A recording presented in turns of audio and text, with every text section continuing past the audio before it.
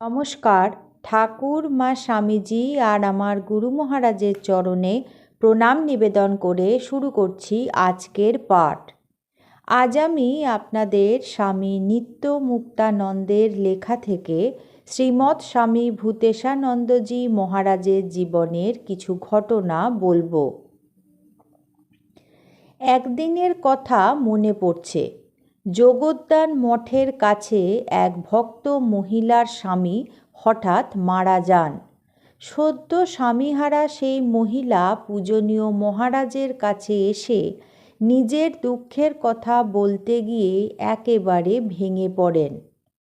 চোখের জল মেঝেতে গড়িয়ে পড়ে। সেদিন দেখেছিলাম মহারাজের অসহায় অবস্থা। তিনি কি করবেন, কি বলে সান্ত্বনা দেবেন বুঝতেই পারছিলেন না। অবশেষে অনেক বোঝাবার পর মহিলা শান্ত হয়ে বাড়ি যান।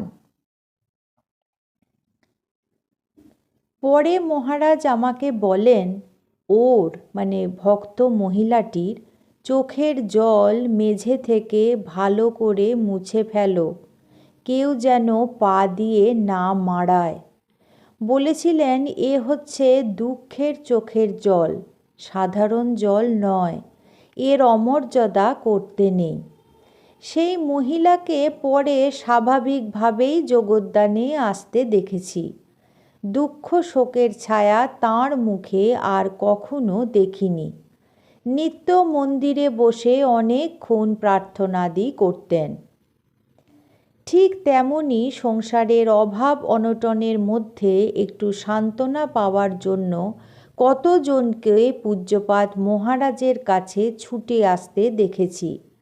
তারা সকলেই মহারাজের পূত পবিত্র সঙ্গলাভ করে অপার শান্তি ও আনন্দ নিয়ে ফিরে গেছে।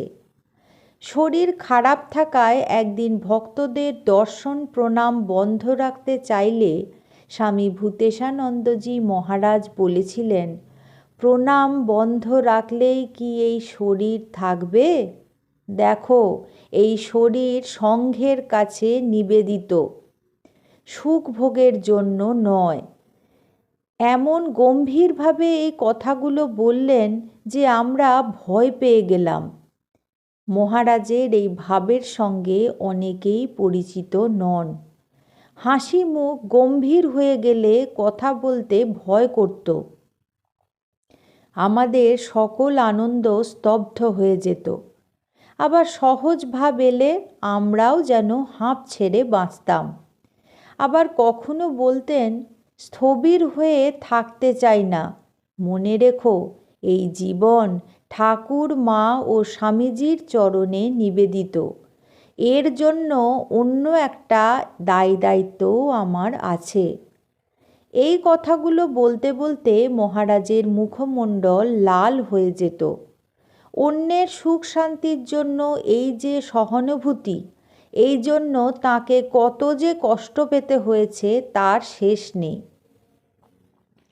স্বামীজি একবার স্বামী তুলিয়ানন্দজিকে বলেছিলেন, হরি ভাই, আমি এখনও তোমাদের তথাকথিত ধর্মের কিছুই বুঝি না, কিন্তু আমার হৃদয় খুব বেড়ে গেছে এবং আমি অপরের ব্যথা বোধ করতে শিখেছি। বিশ্বাস করো, আমার তীব্র দুঃখবোধ জেগেছে। মহারাজের মধ্যেও সেই ভাব ভাষার ছোঁয়া সর্বদাই দেখেছি।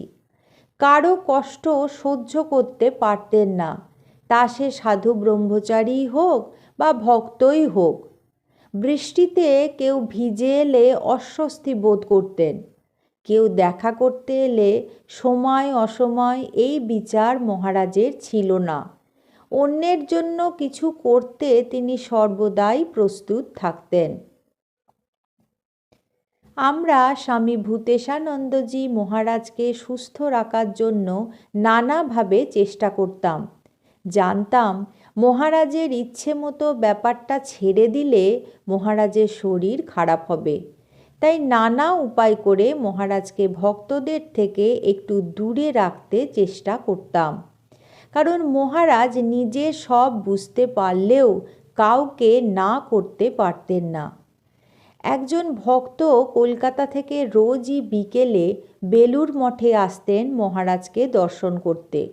তিনি ছিলেন স্কুল শিক্ষিকা। শীতের দিন ছোট, তাই সময় মতো এসে মহারাজকে দর্শন করতে পারতেন না। মহারাজ তাঁর জন্য বিশেষ ব্যবস্থা করেছিলেন। আমরা আপত্তি করলে বলতেন, দেখো, ও কত দূর থেকে কত কষ্ট করে দৌড়ে দৌড়ে আসে, তোমরা না করো না। এই কথাগুলো বলার সময় যেন কত করুণা ঝরে পড়ছিল। মহারাজের অন্তরের আবেগ যেন নিগড়ে বেরিয়ে আসছিল। কেউ কয়েকদিন না এলে ভক্তদের খবর নিতে বলতেন এবং জিজ্ঞাসা করতেন অসুখ করেছে কিনা। এত দরদ ছিল তার ভক্তদের জন্য। এই করুণা, অন্যের জন্য ভাবনা মহাপুরুষদের জীবনের একটা বিশেষ দিক। নিজের আধ্যাত্মিক সম্পদকে আপামরে বিলিয়ে দিতে তাঁরা যেন সদা উন্মুখ। তাঁর দুয়ার থেকে কেউ যেন ফিরে না যায়, সেজন্য তিনি সদা সচেতন। কখনো কোনো কিছুতে না করতেন না। আমারই ভুলের জন্য অসময়ে কিছু সই করাবার জন্য গেছি, অম্লান বদনে তিনি তা করে দিয়েছেন।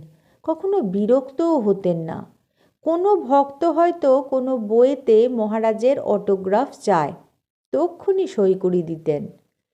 পরে হবে বা এখন নয়, এসব কখনোই বলতেন না। নিজের অসুবিধা হলেও অন্যের জন্য কিছু করতে এতটুকু দ্বিধা করতেন না। কত ভক্তের কত রকমের আবদার মহারাজকে মেটাতে হতো।